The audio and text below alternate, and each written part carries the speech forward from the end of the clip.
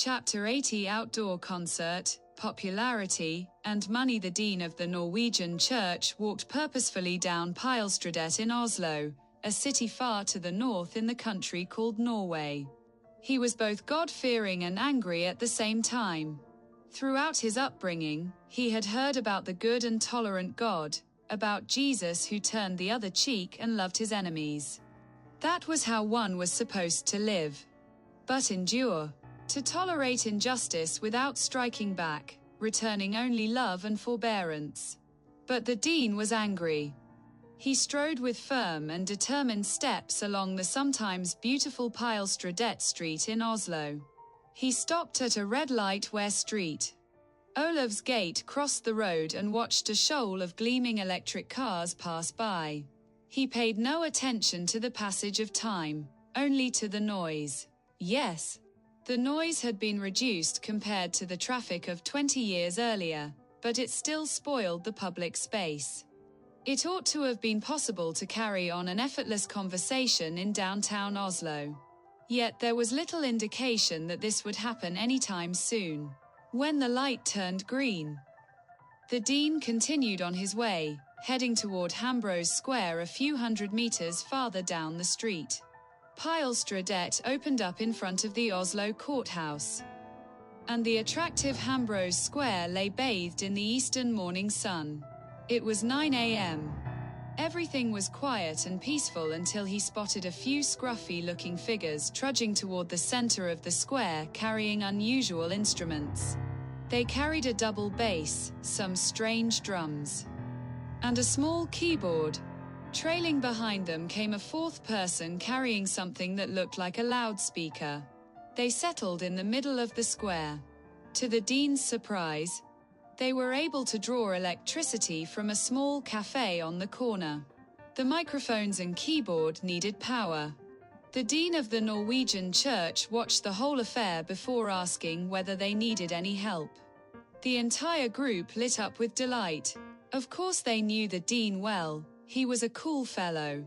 And in fact a member of the band. The four of them had traveled to the science festival in Magdeburg the previous year. It had been a successful trip, financed entirely by money collected from the public square concerts they had performed. And the amount collected had been substantial. However, they had also spent far too much during their stay in the festival city of Magdeburg. The consequences hit hard when they arrived at Gardermoen, Oslo Airport, completely broke. They had neither money for an airport meal nor for train tickets back to Oslo. But the dean had been clever. He sat down in the middle of the waiting hall with his hands raised toward God, adding a touch of theatrical flair to the performance. The result was a generous shower of coins, enough to pay for pizza, vodka, and train tickets home to Oslo. All of that belonged to the miracles of the past. Now the whole group was back again. This time they had brought along a carrier, that is, a willing helper who handled all the setup of instruments and equipment and ensured that the sound was calibrated perfectly. The dean of the Norwegian church was of little practical assistance.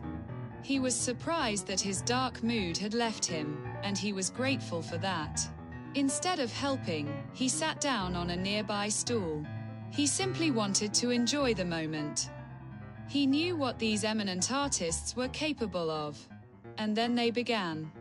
They opened with "I Just Called to Say I Love You" by Stevie Wonder, a delightful hit from the 1980s.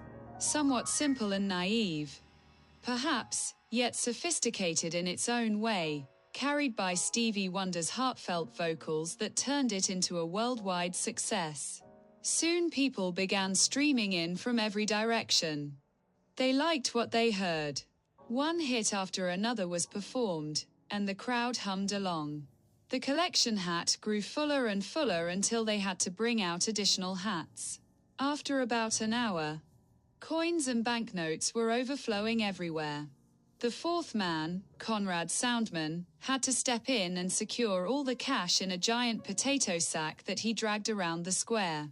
Walter, Göran, and Freiman were in excellent spirits and treated the audience to several encores.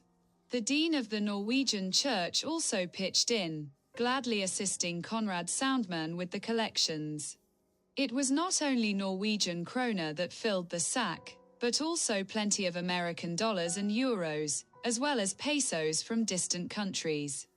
The dean of the Norwegian church was mildly shocked by how much money had been raised after only a couple of hours of performing in downtown Oslo. It was 150 times as much as the collection that the Norwegian church managed to gather during a Sunday morning high mass service. Why was Jesus so much more generous to a ragtag group of musicians than to the academic clergy of the Norwegian church?